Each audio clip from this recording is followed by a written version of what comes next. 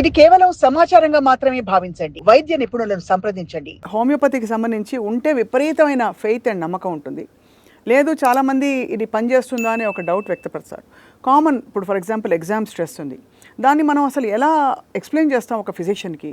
Stress వచ్చింది, pimples వస్తున్నాయి ఆడపిల్లలకైతే, and ఇంకా హార్మోనల్ ఇంబ్యాలెన్సెస్, నిద్ర పట్టకపోవడం, మైల్డ్ డిప్రెషన్ లాంటి సిమ్టమ్స్, వీటిని ఎలా ఎక్స్ప్లెయిన్ చేస్తారు? హోమియోపతిలో దానికి పరిష్కారం ఏంటండి? మీరు అన్నట్టు కొన్ని సిమ్టమ్స్ ఉంటాయి. ఎట్లా అంటే వాటికి మెడిసిన్ కానివ్వండి, డయాగ్నోసిస్ కానీ చేయడం చాలా కష్టం. ఫర్ ఎగ్జాంపుల్ సింపుల్గా పిల్లలు అంతా ఎగ్జామినేషన్ ఈ స్ట్రెస్ ఏదైతే ఉంటుందో దే ఆర్ ఆల్ ప్రిపేర్డ్, బాగా సెట్ చేసుకొని మంచిగా ప్రిపేర్ అయినప్పటికీ ఒకటి వెదర్ కండిషన్స్, క్లైమాటిక్ కండిషన్స్ కూడా కొంతవరకు ఎఫెక్ట్ చేస్తాయి. అండ్ ఈ మధ్య రీసెంట్ స్టడీస్లో దే హ్యావ్ సీన్ దట్ వేసవి కాలంలో ఎగ్జామ్స్ ఉన్నప్పుడు వాళ్ళ యొక్క పర్ఫార్మెన్స్ లెవెల్స్ కొంచెంగా డిఫరెన్స్ వస్తుంది అని. దాన్ని ఓవర్కమ్ చేయడానికి ప్రాపర్గా హైడ్రేట్ అవ్వడము, రిలాక్స్ అవ్వడము, అండ్ బేసికల్గా ఏంటంటే when they are venting out their problems. అంటే ఇప్పుడు నాకు ఎగ్జామ్ ఉంది, నాకు ఒకలాంటి ఆందోళన, భయం, చేస్తానో లేదో అనే ఒక డౌట్ ఏదైతే క్రియేట్ ఉంటుందో, if somebody is there to pamper you or give assurance, లేదు చేయగలుగుతాము అనే ఒకటి. సో ఈ కమ్యూనికేషన్ స్కిల్స్ కావచ్చు, కాకపోతే పేరెంట్స్ తోటి ఉండే ర్యాపో కావచ్చు, and their peer group, peer pressure మళ్ళీ ఇంకొకటి. ఎందుకంటే పిల్లలకి పర్ఫార్మెన్స్ ప్రెషర్ ఎంత ఉంటుందంటే, పిల్లలు ఎల్కేజీ అడ్మిషన్ స్టార్ట్ అయినప్పటి నుంచి పేరెంట్స్లో ఒక స్ట్రెస్ అనేది క్రియేట్ అవుతుంది. Because now it is getting in to a good school, admission మంచి స్కూల్లో రావాలంటే parents have to run around, shell out so much of money, and దాని తర్వాత they get in to a school.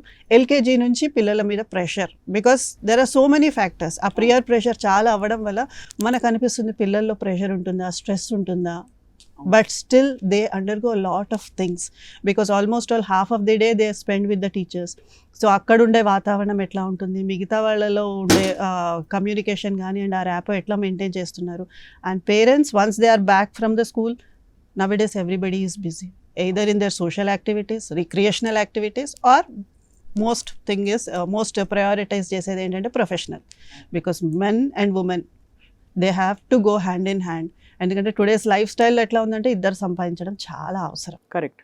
Being a woman, నేను కూడా I'm no way less than a men అనేది prove చేసుకోవడానికి I have to fight back.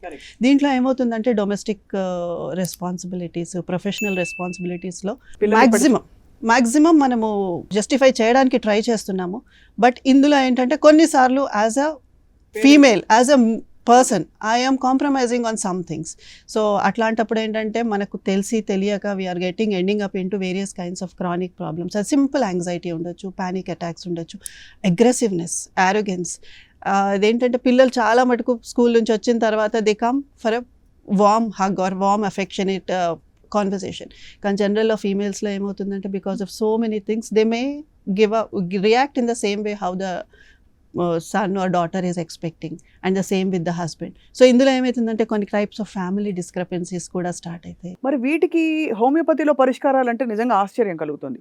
అంటే is it possible to address this issue? Address ఎట్లా చేస్తామంటే as I said that proper case taking చేసినప్పుడు as an individual మీరేంటి, మీరు డిఫరెంట్ సర్కమ్స్టెన్సెస్లో ఎలా react అవుతున్నారు, మీ టెంపర్మెంట్ ఏంటి, మీ డైటరీ హ్యాబిట్స్ ఏంటి, మీరు ఏ సిచ్యువేషన్ని ఎలా బ్యాలెన్స్ చేసుకోగలుగుతున్నారు, మీరు ఎంత టైం స్పెండ్ చేసినప్పుడు what is the quality of time which you're giving with your family or profession, ఇవన్నీ కన్సిడర్ చేసినప్పుడు ఏంటంటే వీ యాక్చువల్లీ ఫస్ట్ థింగ్ ఏంటంటే being a doctor we give an ear to the patient to vent out. వాళ్ళ problems వాళ్ళు ఒక్కసారి చెప్పినట్టు sometimes it becomes very silly.